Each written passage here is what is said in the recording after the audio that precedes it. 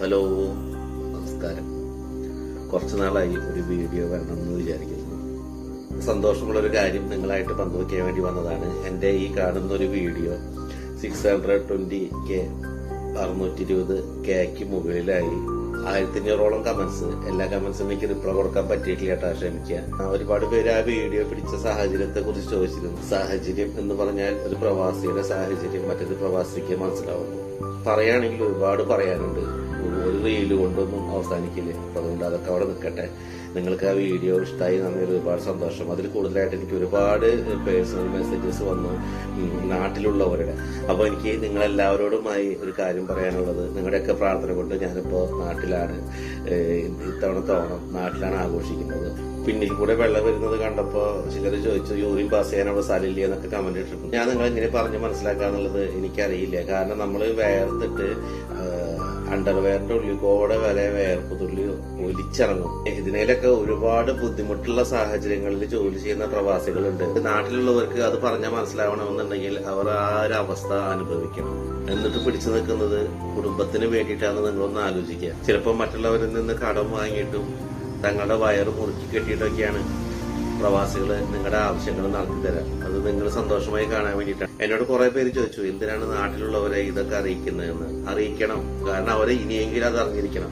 ഓരോ തവണ നമ്മൾ നാട്ടിൽ പോകുമ്പോഴും നാട്ടിലുള്ളവർ പറയാ അവൻ ഗൾഫുകാരനല്ലേ എന്ന് പറയാ. ഗൾഫിൽ എന്തുമാത്രം ബുദ്ധിമുട്ടുണ്ടെന്നുള്ളത് നമ്മുടെ വീട്ടുകാർക്ക് പോലും പല സമയങ്ങളും മനസ്സിലാവാറില്ല. 1-2 മാസത്തെ വെക്കേഷന് നമ്മൾ നാട്ടിൽ പോകുമ്പോൾ നമ്മൾ ഒരു വിരുന്നുകാരെ പോലെയാണ്. ശരിക്കും പറഞ്ഞാൽ അപരിചിതരാണ്. പണ്ട് നമ്മളോടുണ്ടായിരുന്ന ആ ഒരു അറ്റാച്ച്മെന്റ് വീട്ടിലുള്ള ഒരാൾക്കുണ്ടാവില്ല. അധികം ഞാൻ പറയാനായിട്ട് നിൽക്കണില്ല. ഇനിയെങ്കിലും നിങ്ങൾ മനസ്സിലാക്കുക, നിങ്ങൾക്ക് വേണ്ടിയാണ് ഓരോ പ്രവാസികളും നാട് വിടുന്നത് എന്നുള്ള കാര്യം മനസ്സിലാക്കുക. എനിക്ക് സന്തോഷമുള്ള ഒരു കാര്യം എന്ന് പറയുന്നത്, കുറെ പേര് ഇവരുടെ അവസ്ഥ മനസ്സിലാക്കിയിട്ട് എനിക്ക് മെസ്സേജ് അയച്ചിട്ടുണ്ട്. ഇങ്ങനെയാണെന്നൊന്നല്ല ഞാൻ അവിടെ വിചാരിച്ചിരുന്നത്. എന്തായാലും കുഴപ്പമില്ല, ചേട്ടനോട് ഇവിടെ വരാൻ പറയാൻ പോവാണ്, എന്തായാലും ബുദ്ധിമുട്ടായാലും ഇവിടെ ഒരുമിച്ച് ജീവിക്കാം, അങ്ങനെയൊക്കെ പറഞ്ഞുകൊണ്ട് കുറെ മെസ്സേജുകൾ എനിക്ക് കിട്ടി. അതൊക്കെ കാണുമ്പോൾ എനിക്കൊരു സന്തോഷമാണ്. കാരണം അവിടുത്തെ ഒരു അവസ്ഥ എനിക്ക് നാട്ടിലുള്ളവരെ ബോധ്യപ്പെടുത്താൻ കഴിഞ്ഞു എന്നുള്ളതിൽ ഞാൻ വളരെ സന്തോഷമുണ്ട്. അപ്പൊ എന്നെ സപ്പോർട്ട് ചെയ്ത എല്ലാവർക്കും ഒരുപാട് നന്ദി. അപ്പൊ ഞാൻ കുറെ നാള് ഈ നാട്ടിലുണ്ടാവും. ഇനി നല്ല നല്ല വീഡിയോസുകളായിട്ട് നിങ്ങളുടെ മുന്നിലേക്ക് വരും. എന്നെ സപ്പോർട്ട് ചെയ്യുക, പ്രോത്സാഹിപ്പിക്കുക.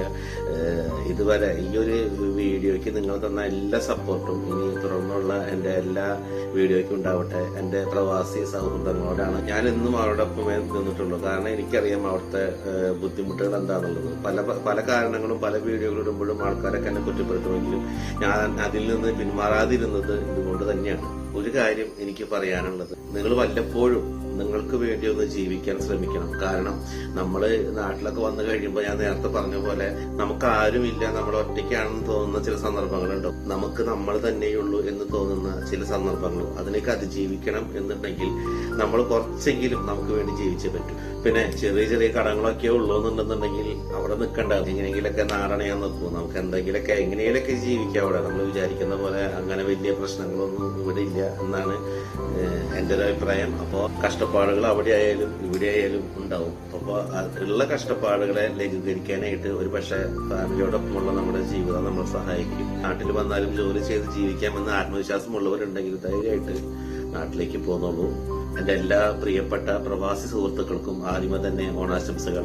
അതോടൊപ്പം അവരുടെ കുടുംബങ്ങൾക്കും ഹൃദയം നിറഞ്ഞ ഓണാശംസകൾ നേരുന്നു. നാട്ടിലുള്ള എല്ലാവർക്കും ഓണാശംസകൾ. ഇനി നിങ്ങളുടെ സപ്പോർട്ട് ഉണ്ടാവണം.